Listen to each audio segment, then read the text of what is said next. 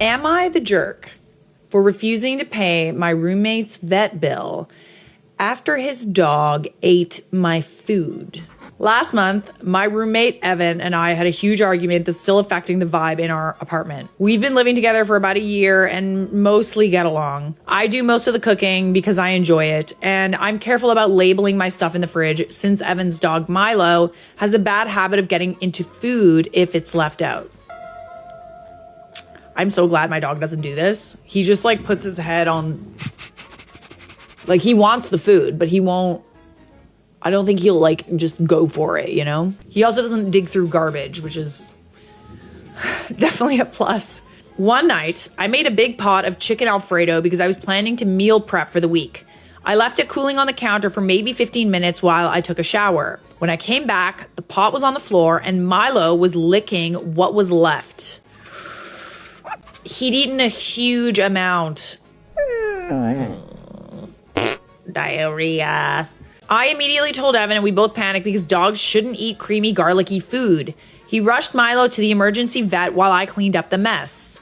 The next day, Milo was fine, but Evan was furious. The vet bill came to around $700 and he told me I should pay at least half because it was my food that poisoned his dog.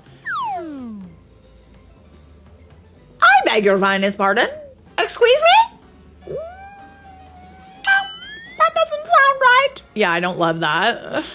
Like, you literally left a pot, I'm assuming covered, well, regardless, on the stove. And the dog jumped up on the stove and ate what was in the pot? Knocked the pot and ate what was in the pot. Yeah, no. It's nobody's fault.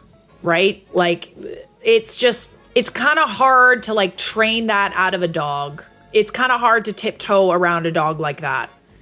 Genuinely, it really is. If they want food, they're going to eat it. Murphy doesn't eat the food in the house, but if I'm walking around on the street, he will hoover up anything that we walk past that's even remotely edible. Like, this dog would rather eat throw up than his own kibble. So disgusting. But like, it doesn't matter if I get mad at him. It doesn't matter, you know, if we give him so many treats and so much love. He's still doing it. Like, he's 5 now. Like, that's his personality. I've resorted to like not even walking on main streets where there could be like food on the ground. Like, I walk in like neighborhood streets to avoid that sort of thing because like, I don't think that behavior can be changed. He also goes to a daycare where they like train him. And they've also said, yes, he's got like a bit of an issue with that. I don't think that that's something that he can be conditioned out of. I think he's just a bit of a hoover, you know?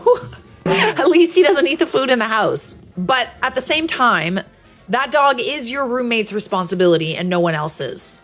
And so are his medical bills. I told him I was sorry Milo got sick, but it wasn't my fault that his dog got into something left on the counter. I've told him multiple times to keep Milo away from the kitchen, and he even admitted the dog has jumped up and stolen food before. Yeah, there literally has to be like even a door. Like, I don't even know if you guys can install a door or like a doggy gate or something, but like, I don't think that that's going to stop the dog, like genuinely. He insists I should have known better and that I was careless for leaving food unattended. It's extreme behavior for a dog to jump up. Like, I mean, listen, I only have one dog point of reference, but like, you know, my in-laws have dogs. I've been around dogs before. I've never heard of a dog like jumping up on a stove, knocking the pot off the stove and eating it. Like, that's behavior that is not your fault. I pointed out that normal adults don't expect to have to guard their dinner like it's treasure, and it's not my responsibility to baby-proof the apartment against his dog. So he hasn't spoken much to me since, and he's been making passive-aggressive comments about people who don't take responsibility for their actions. What about people who don't take responsibility for their animals? It didn't even sound like you were upset, really, about this dog eating your food. If anything, I feel like he owes you for the food that you paid for and the dog ate. But you're not doing that. Like, you're not holding that over his head. No, he's mad. He knows that he was in the wrong. He knows that the dog is his responsibility. He just wants someone else to pay for the bill.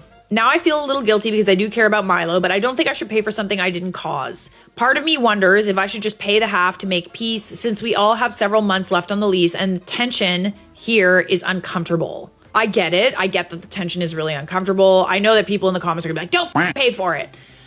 I don't know. I feel like there is a deal that can be struck, which is like, I will help pay for half of this vet bill only on the condition that you figure out a system to keep the dog out of the kitchen.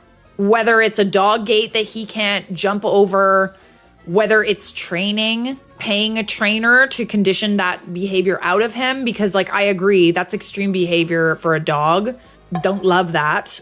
Dogs are such vacuums. Like, it's like they act like they're like starving. It's so weird. But like, think about how it would feel to eat like kibble and only kibble for like your whole life. You know what I mean?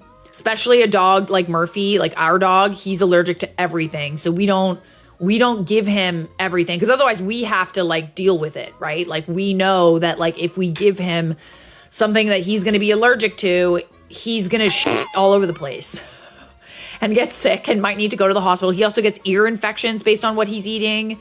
It's weird, but he doesn't know that. He doesn't care. He doesn't care if he gets diarrhea. He'll just eat some grass and then shit the grass out. I still don't think that it's your responsibility to pay for it. I think that your roommate really does need to take responsibility for his own pet, but that's just how I feel. Like, yes, okay, maybe there's going to be tension, but like, you guys have to collectively come together and figure out a solution. Because like, ain't no way am I going to be policing my food because a dog is going to jump up on the stove and knock it over. Like, come on. Evan should buy you dinner and control his dog. That's what I'm saying. I'm like, you literally meal prep for like the entire week. That's probably like, definitely like $20, $30 or something. If you factor it into like multiple meals, like that's multiple meals in a week that his dog ate. Evan is an irresponsible pet owner. This is why the dog should be properly trained. Depends on how old the dog is. Cause like like I said, there's certain behaviors that cannot be trained out of them. In the meantime, I make Evan acquire a baby gate and keep the dog out of the kitchen. Where was Evan while his dog was counter surfing? Wasn't that food hot? Yeah, that's very concerning. His dog, his responsibility, end of story. You didn't leave the food on the floor by his doggy bed. You left it on a kitchen counter and he's failed to train his dog to not jump up and steal. Dog owners that haven't done their due diligence to train their dogs, like it's forever going to be a sore spot for them because it is your fault at the end of the day. If your dog is not behaving, if your dog is doing things like, man, like I just think of the story randomly where like I went over to a friend's house and the dog that they had, such a cute dog. She's still a puppy, but she jumped up. She had this habit of like jumping up on people and scratching their backs. Okay. Big dog too, not a small dog. First of all, that's also behavior that I don't like in a dog. I don't like it when dogs jump on people, specifically me, especially with like paws that are muddy. Not a big fan, but the dog would jump on me and literally scratch my back. And one of the times that the dog jumped on me, it actually ruined my shirt and put a hole in my shirt. I remember this conversation because like it was actually someone that I was like, you know, I was at their house because we were possibly doing business with each other. It left such a bad taste in my mouth because they took zero responsibility. They didn't offer to buy me a new shirt. And this was at a time where I literally could not afford a new shirt. Okay. I was not in a position to just like be buying, you know, $80 shirts at Aritzia. Like it's no big deal.